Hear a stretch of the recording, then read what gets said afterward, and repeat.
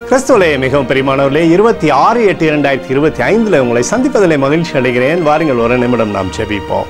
அன்பு தகப்பனே, இன்றைக்கும் என்னுடைய பாதுகாப்புக்காக ஜெபிக்கும்படி என் தேவனுடைய சமூகத்தில் வருகிறேன். என் தேவனுடைய நன்மையும் கிருபையும் விடுதலையும் ஆசீர்வாதம் இவருடைய வாழ்க்கையில் இருந்து செயல்படும்படி நீர் செய்தருளும்படி ஜெபிக்கிறேன். உம்முடைய கோலும் கைத்தடியும் இவரை தேற்றுவதாக, உம்முடைய நன்மையானது இவருடைய வாழ்க்கையிலிருந்து அற்புதத்தை செய்யட்டும் அப்பா. உம்முடைய கிருபைக்குள்ளாய் இவரை மூடி மறைத்துக் கொள்ளும்படி ஜெபிக்கிறோம். உம்முடைய அன்பின் பிரசனம் எப்போதும் இவரோடு இருந்து செயல்படும்படி நீர் செய்தருளும்படியாய் ஜெபிக்கிறேன் அப்பா. இயேசு கிறிஸ்து சிந்தின பரிசுத்த ரத்தத்தை இவர் மீதும் ஒரு குடும்பத்தின் மீதும் செய்கிற சகல காரியத்தின் மீது பூசுகிறேன். ஆகவே இந்த நாள் முழுவதும் மகிமையின் ஆசீர்வாதம் இவரோடு இருந்து செயல்படும்படி நீர் செய்தருளும்படியாய் ஜெபிக்கிறேன்.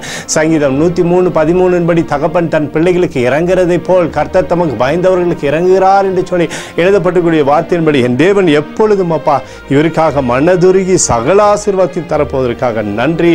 உடைய கோலும் கைத்தடியும் இவரை தேற்றுப்போவதற்காக நன்றி. இயேசுவின் நாமத்திலே ஒப்புக்கொண்டு ஜெபிக்கிறேன் நல்ல பிதாவே, ஆமென்.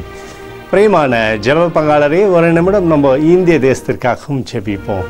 அன்பு தகப்பனே, 26/8/2025 தேசத்தின் நன்மைக்காகவும் கிருபையை தரும்படியாகவும் உடைய சமூகத்தில் ஜெபிக்கிறேனப்பா.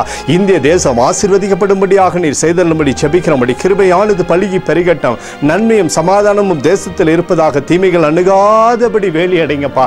எங்களுக்காக அடித்து நொறுக்கப்பட்டிருக்கூடிய இயேசு கிறிஸ்துவ அவர் சிந்தின வெளியேறப்பட்ட ரத்தத்தை வைத்து ஒப்புக் கொடுக்கிறேன்.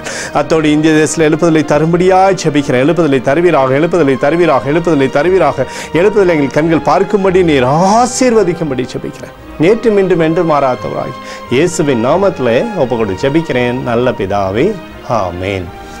பிரியமான ஜெப பங்காளரே, ஆண்டவர் நம்மளோட ஜெபத்தை கேட்டிருக்கிறார். இந்த நாள் முழுதும் கர்த்தராகிய இயேசு கிறிஸ்துக்குள் நீங்கள் வளரும்படி உங்களை வாழ்த்தி ஆசீர்வதிக்கிறேன்.